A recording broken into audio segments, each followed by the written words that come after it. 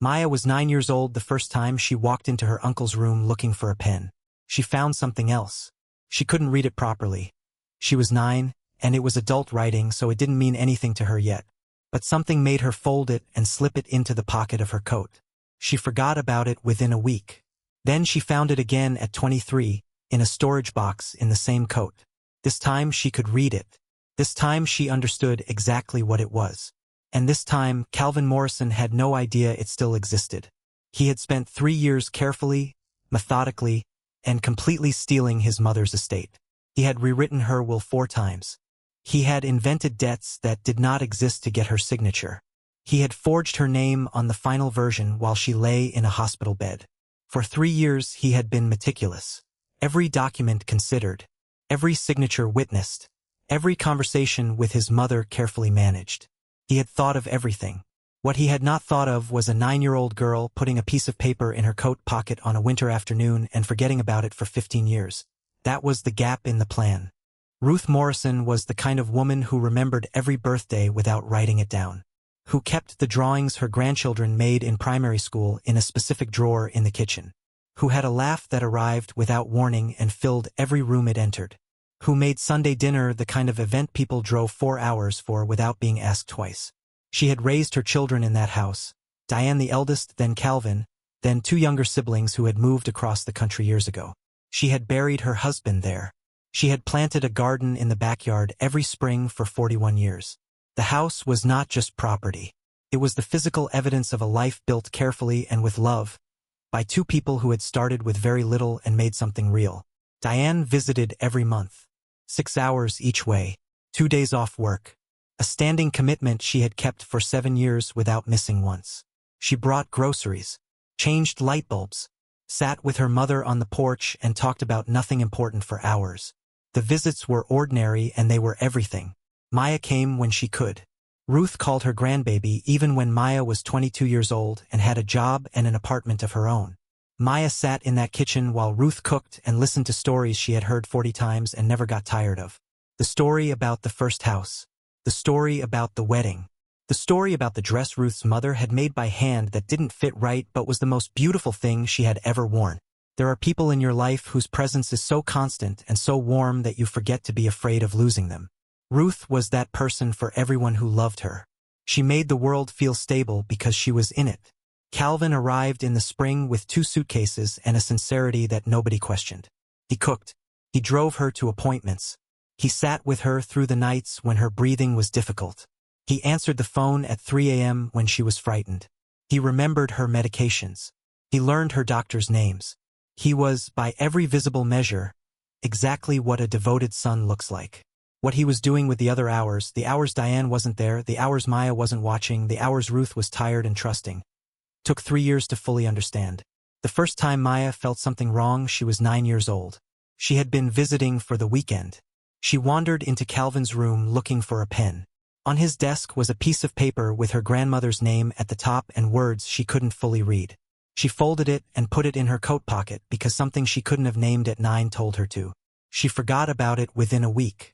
She found it again at 23, in a storage box at her mother's house, in the pocket of a coat she hadn't worn since childhood. She read it and could understand it that time. The first will revision happened 8 months after Calvin moved in. Ruth mentioned it to Diane on a phone call, casually, the way you mention something you've already processed and decided.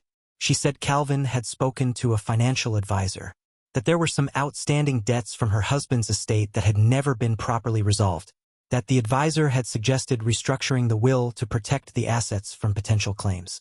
Diane asked questions. Ruth had answers, specific ones, the kind that come from having been told something in careful detail. The debts, the creditors, the legal exposure. Ruth understood it all clearly and explained it patiently. She had managed the family finances alone for 20 years after her husband died. She knew what she was talking about. None of it was true. The financial advisor did not exist. The debts did not exist.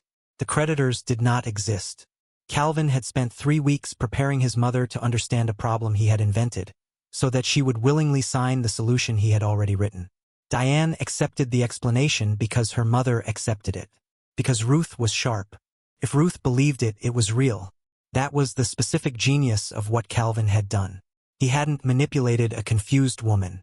He had manipulated a sharp one, carefully over time, with enough detail to satisfy her intelligence. Ruth didn't sign because she didn't understand. She signed because she thought she did. The cracks came slowly. Calvin became the gatekeeper of information. When Diane called about estate questions, Ruth would say Calvin had explained it and she didn't need to worry. When Diane asked to see documents, Ruth said Calvin was handling it. When Diane suggested a second opinion, Ruth said Calvin had already gotten one. Every road led back to Calvin. The visits started feeling different. Not Ruth. Ruth was the same. Warm, present, her laugh still arriving without warning.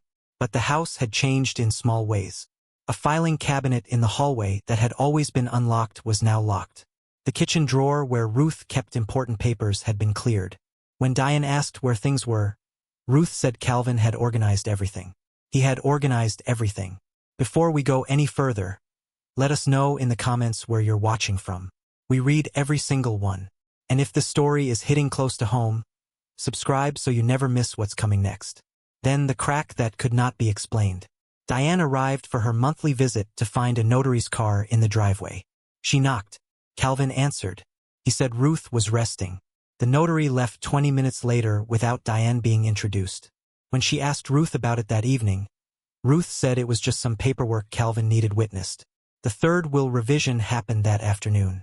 Diane didn't know it existed until the day of the reading. Ruth died on a Tuesday in September, peacefully in her own bed, in the house she had lived in for 49 years. Calvin was there.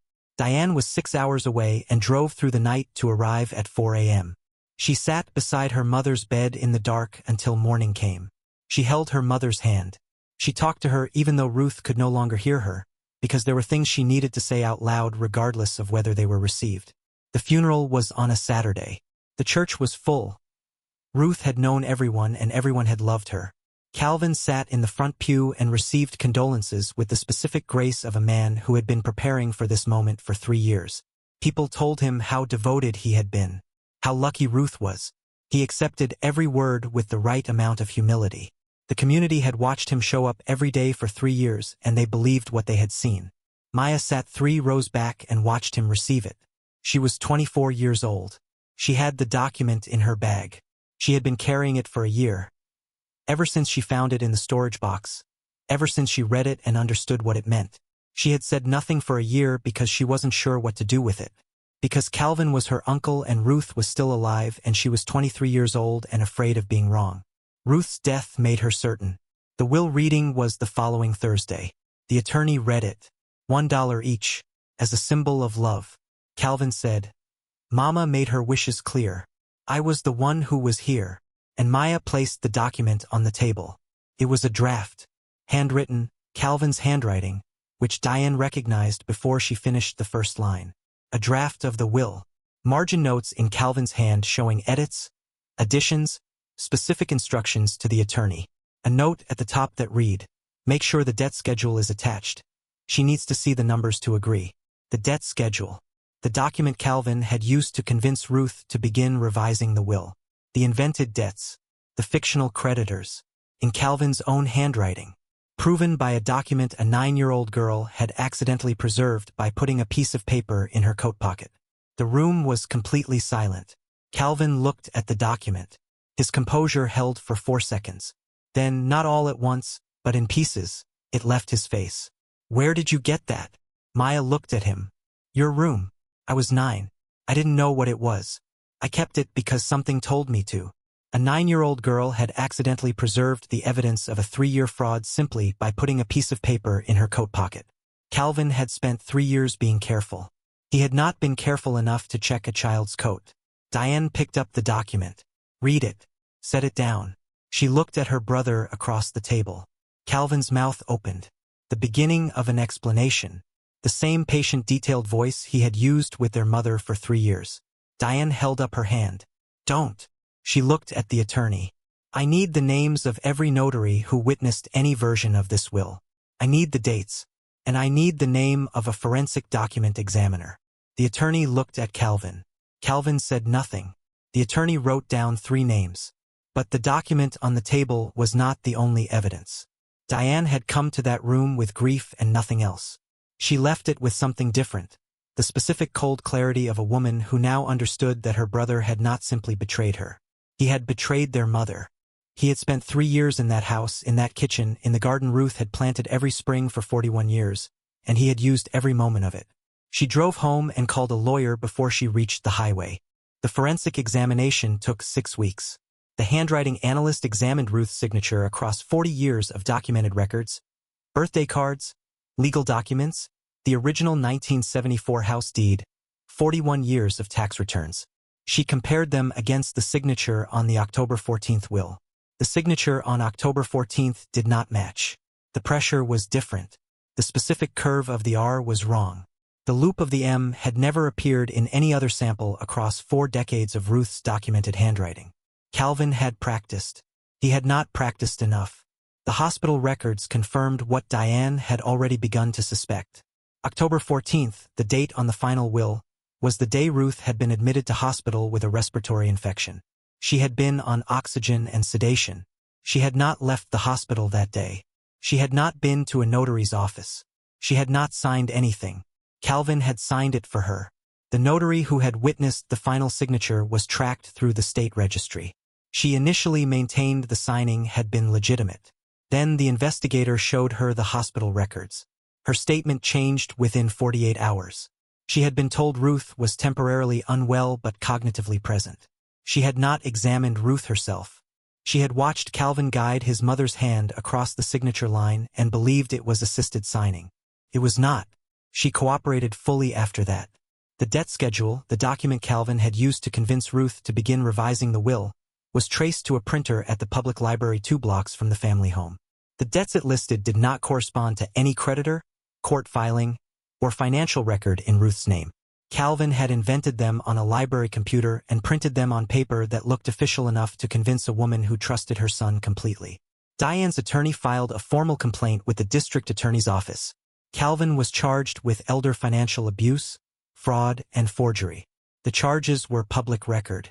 A journalist covering elder abuse cases found the filing on a routine search of court records. The article ran on a Wednesday morning. By Thursday, it had been shared across every community group, church network, and neighborhood association that had known Ruth Morrison for 50 years.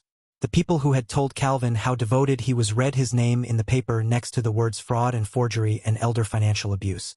Calvin had spent 3 years building a reputation in that community as a devoted son. It took one Article 72 hours to dismantle it completely. He did not leave his house for 2 weeks. His phone rang constantly.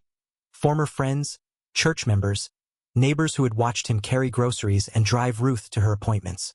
He did not answer. There was nothing to say to people who had already read the article and formed their conclusion. The community did not wait for a trial. It had known Ruth Morrison. It did not need more information than it had. There is a specific kind of justice that courts cannot deliver and money cannot buy.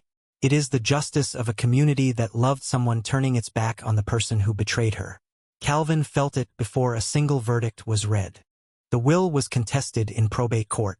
Calvin's attorney argued that the earlier will revisions, the ones Ruth had signed willingly, the ones based on the invented debt schedule, were legally valid expressions of her wishes. That the final will, even if its signature was problematic, reflected what Ruth had genuinely wanted. That Maya's document was old, unverified, and the recollection of a child. The judge reviewed the forensic report, the hospital records, the notary's revised statement, the library printer records, the handwriting analysis across 40 years. Then she reviewed Maya's document, the draft will in Calvin's handwriting, the margin notes, the instruction about the debt schedule that listed debts that had never existed. The court finds, she said, that the final will dated October 14th was executed under fraudulent conditions and does not represent the genuine wishes of the deceased. The court further finds that the preceding will revisions, while bearing authentic signatures, were obtained through systematic deception constituting undue influence. All 4 versions are hereby invalidated. She ordered the estate distributed according to Ruth's original will, the one she had written with her husband in 1987 and never changed until Calvin moved in. Equal shares. All 4 children. Calvin's share of the estate was $487,000. He spent $412,000 contesting the ruling across 2 years of failed appeals. Every appeal was denied. He received $75,000.